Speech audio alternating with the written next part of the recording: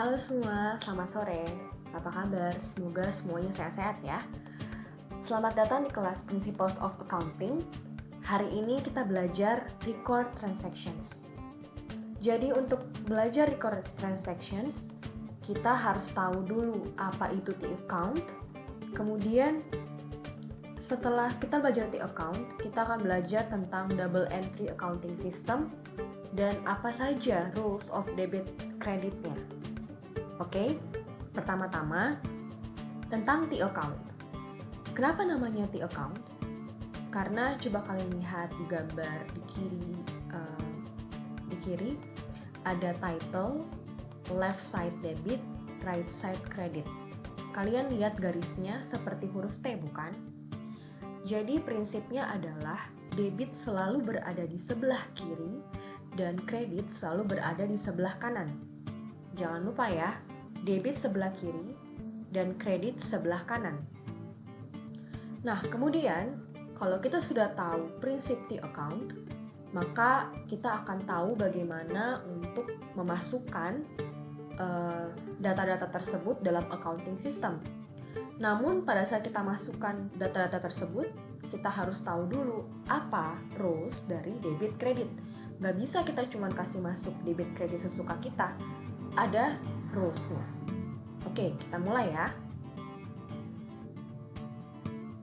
Jadi seperti gambar berikut, ini adalah rules dari buku teori yang ada. Kalau kita lihat misalnya dari aset, rules-nya adalah debit increase, credit decrease, dan seterusnya. Ini merupakan gambaran yang betul, namun mungkin agak terlalu susah untuk kalian mau hafalin. Jadi, saya ada cara lain supaya kalian lebih mudah menghafalkannya. Ada namanya rumus cepat dan lebih mudah tentunya. Dengan cara kita hafal saja. Jadi ada debit di kiri, kredit di kanan. Kemudian ada huruf yang kita hafal yaitu A, D, E, L, E, R. Jadi hafalnya gini. Debit, kredit, AD, LER. Oke? ADE, L, E, R. Debit, kredit. Nah, ADE, L, E, R itu apa saja? Jadi A itu assets, D itu draw, E itu expense, L itu liabilities, equity, E itu equity, R itu revenue. Kita kan sudah pelajari di materi sebelumnya.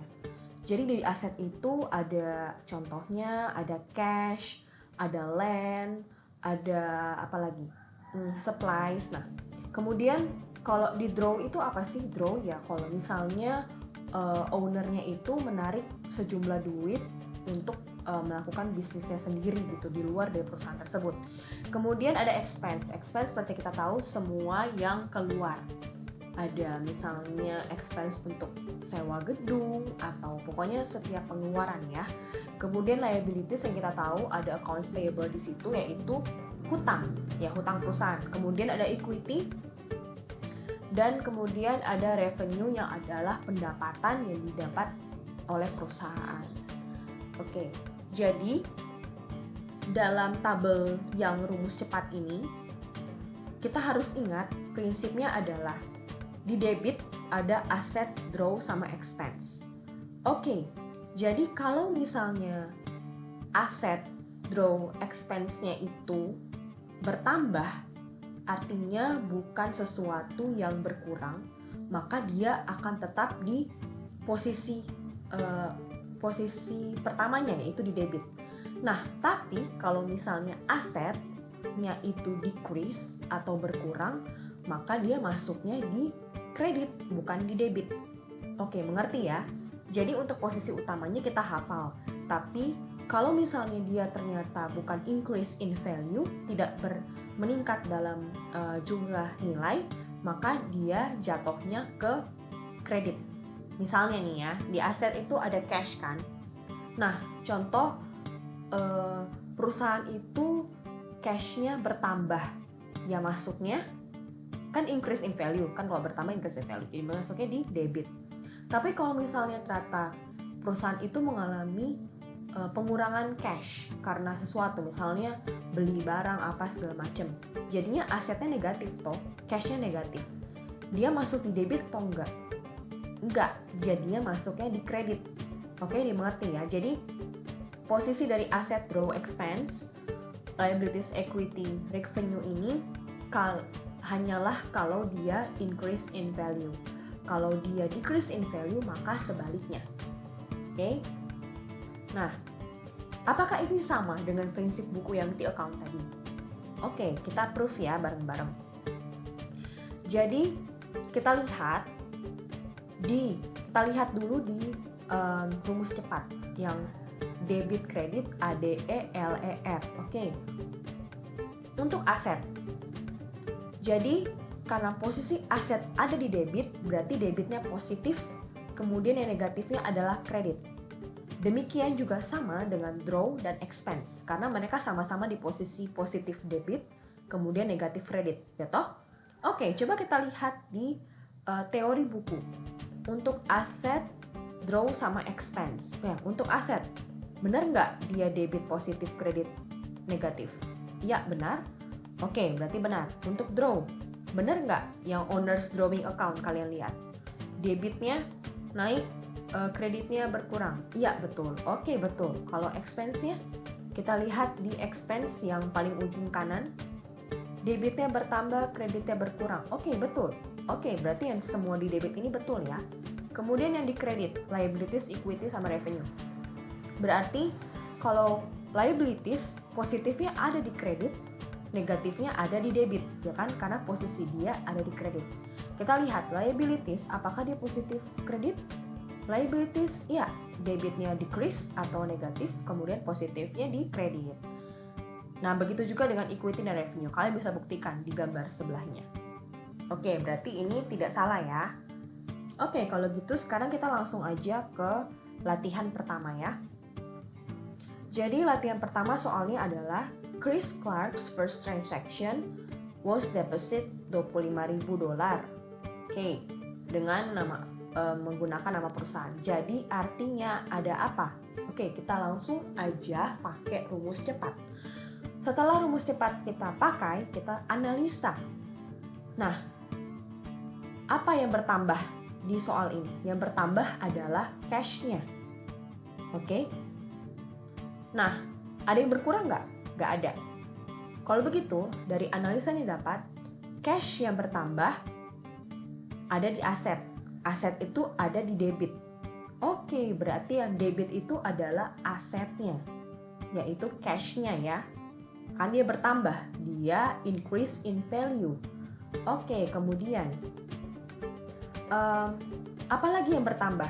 Di kreditnya. Kita kan udah dapat debitnya. Sekarang kreditnya, apa yang kita bisa lihat di situ? Equity-nya, owner's equity. Owner's equity jadi kredit. Sehingga laporan dalam entry jurnalnya, kalian bisa lihat di gambar sebelahnya. Jadi cash dia masuk di debit 25.000, kemudian yang owner's equity pakai Chris Clark Capital masuk di kredit 25.000. Kemudian di bawahnya itu ada keterangannya. Chris Clark invested cash in Net Solutions. Nah, itu yang contoh pertama. Kita lanjut ke contoh kedua. Contoh kedua, Net Solutions paid $2,000 for the purchase of land as future building site. Oke, jadi mau beli lahan ini. Kalau beli lahan, berarti apa yang bertambah, apa yang berkurang? Apakah ada yang berkurang? Kalau kita beli sesuatu, tentu ada. Kalau begitu, apa yang bertambah di sini? Kita analisa dengan rumus cepat ya. Yang bertambah adalah aset. Land itu ada di aset. Sehingga debitnya akan bertambah yaitu di aset. Kemudian dia berkurang. Nah, berkurangnya di mana? Bayarnya pakai apa coba? Ya pakai cash yang ada di perusahaan. Berarti cash itu ada di aset. Kalian pasti bingung, loh kan asetnya di debit. Nah, tapi karena dia berkurang, cashnya berkurang, sehingga tadi yang kayak saya bilang, berarti kalau dia nggak increase in value, berarti dia masuknya ke kredit. Nah, jadi debitnya adalah aset bertambah, kemudian kreditnya adalah pengurangan di aset juga, yaitu cash-nya. Sehingga kita bisa lihat di gambar di bawahnya. Oke, jadi journal entry-nya itu ini pembukuan ya, journal entry itu saya nggak bilang dari awal, ini pembukuan. Jadi land-nya bertambah 20.000, kemudian seharga 20.000, kemudian dia akan berkurang di kreditnya, di cash, itu 20.000 juga. Keterangannya di bawah, purchase land for building site. Oke, kita lanjut ke soal ketiga.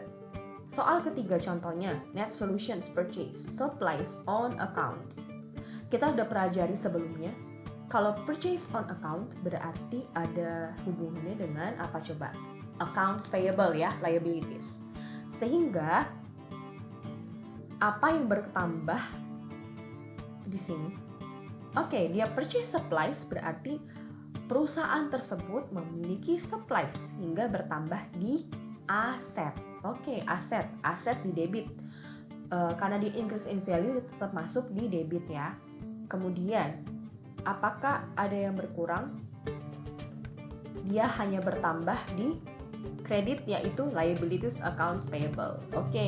Sehingga penulisan journal entry-nya adalah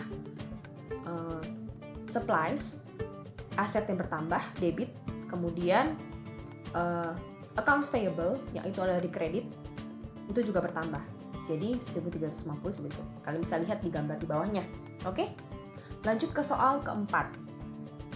Soal keempat, net solutions receive cash 7.500 dari customers untuk service yang dia sudah sediakan. Ada apa di sini? Ada revenue, ada gaji, ada fees earned, bukan gaji, ada penghasilan. Jadi kita analisa pakai rumus cepat debit kredit ADE LER. Apa yang bertambah? Cash dong, cashnya ada di aset. Jadi debitnya aset, kemudian apa lagi? Revenue yang ada di kredit juga bertambah. Jadi debitnya apa? Debitnya di aset, cash, kemudian kreditnya di revenue. Sehingga laporan journal entry-nya ada di bawah ya. Jadi dia masukin data di jurnalnya, cash sebagai debit seharga 7.500, kemudian fees earned 7.500 juga. Saya juga lupa kasih tahu prinsipnya.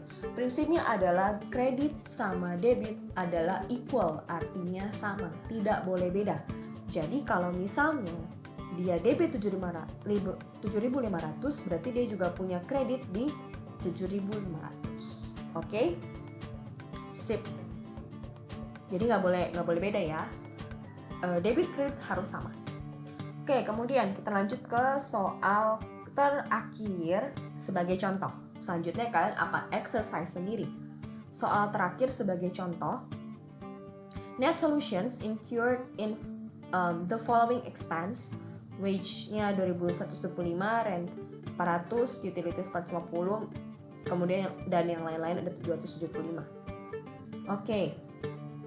Jadi di sini kita analisa pakai debit kredit ya.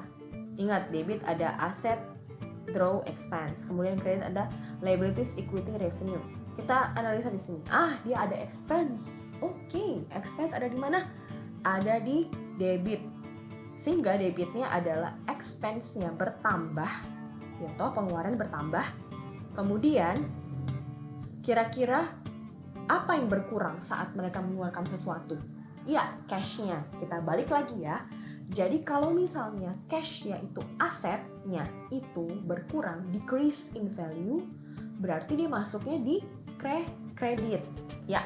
Jadi debitnya adalah expense, kemudian kreditnya adalah aset negatif, yaitu cash. Dimengerti? Sehingga laporannya seperti yang digambar di bawah. Wages, expense, rent, dan lain-lain itu kalian jabarkan di debit. Debit kan selalu kiri, kredit selalu di kanan toh.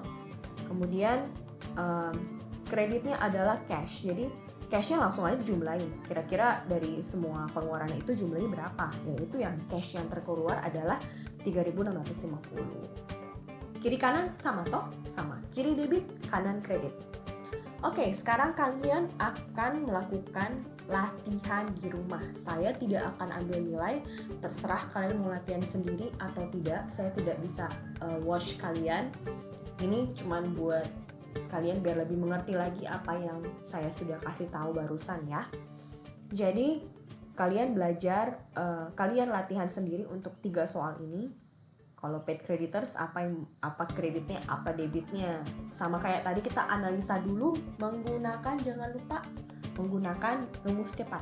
Debit, kredit, ADE-LER. Oke? Silahkan kalian kerjakan. Selamat sore dan kita akan lanjut lagi nanti di latihan-latihan berikut. Kemudian kita akan langsung belajar untuk memasukkan data tersebut di Excel. Lalu kita akan belajar lagi membuat program di Access. Kita masih ada sekitar 9 pertemuan lagi. Oke? Bukan 9 pertemuan, maaf. 9 kelas lagi. Terima kasih, selamat sore, Tuhan memberkati.